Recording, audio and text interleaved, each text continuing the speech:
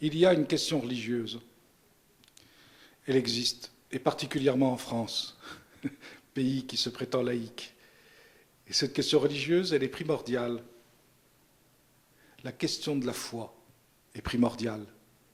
C'est ce que ni les banquiers, ni les politiques actuels, malheureusement, enfin pas tous, quelques-uns commencent à comprendre, ne veulent pas comprendre, ne veulent pas comprendre.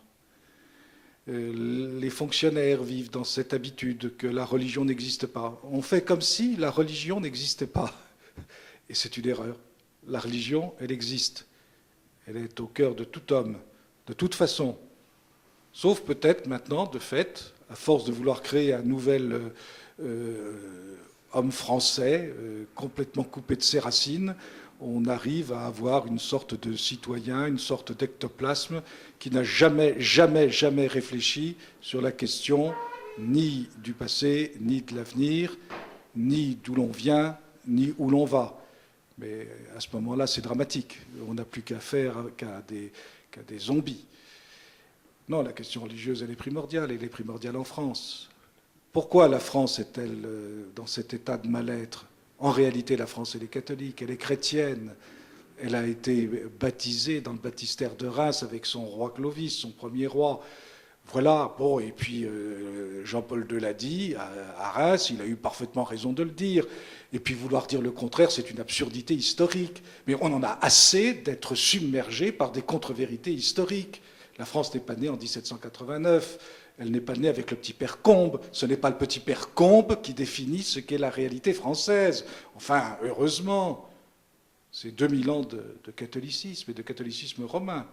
Et cependant, d'un catholicisme qui est capable de comprendre ce qu'est un pouvoir laïque, car le pouvoir de nos rois était un pouvoir certes sacralisé, certes sacré, mais en même temps, c'était un pouvoir qui était capable de conserver son indépendance, justement, une indépendance que l'on n'a plus.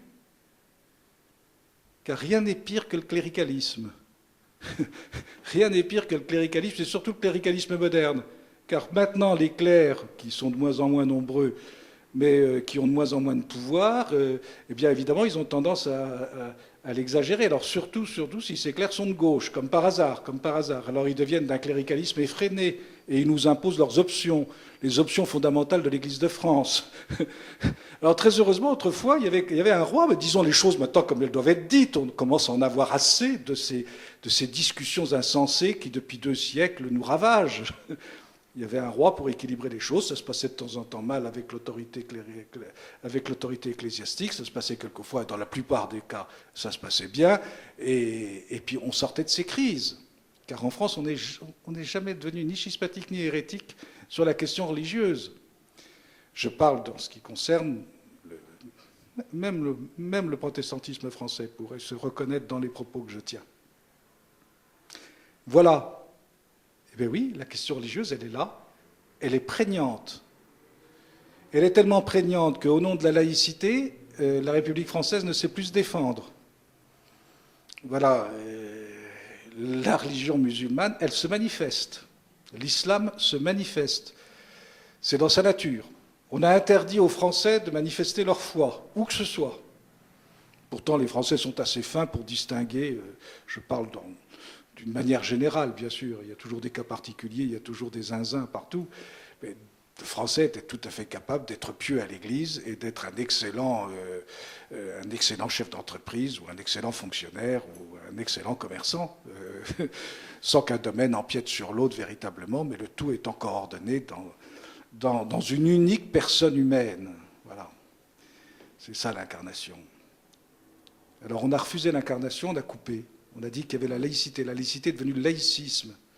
Alors, sous prétexte de pouvoir légiférer à propos des signes extérieurs de l'islamisme, on a interdit aux catholiques de manifester les leurs. Attendez, c'est quoi? C'est quoi la République? C'est rien. C'est un néant, c'est un vide. Enfin, il faut dire les choses comme elles sont. Alors, sauf si le mot République veut dire État.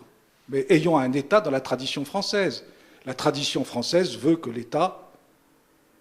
Eh bien, l'État, il est dans la tradition de l'État royal qui était catholique. Voilà. Et d'ailleurs, c'est tellement vrai qu'il ne viendrait pas à l'idée d'un maire, d'un bon maire, d'une ville, même de gauche, même communiste, de ne pas assister le 11 novembre ou à telle ou telle fête de village ou de ville ou de bourg, de ne pas assister à la messe qui inaugure la cérémonie. Enfin, c'était comme ça jusqu'à ces dernières années. Et ensuite, on se rendait à la fête nationale qui suivait. C'est ça, l'ordre. Et c'est comme ça que ça peut vivre.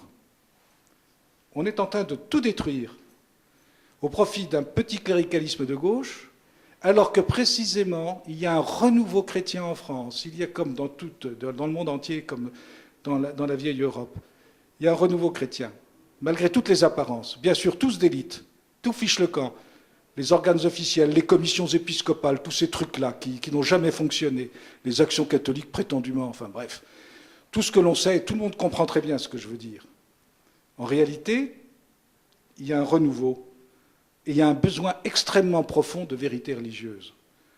Parce que la vérité, elle est d'abord et fondamentalement religieuse. Tous les grands esprits l'ont compris.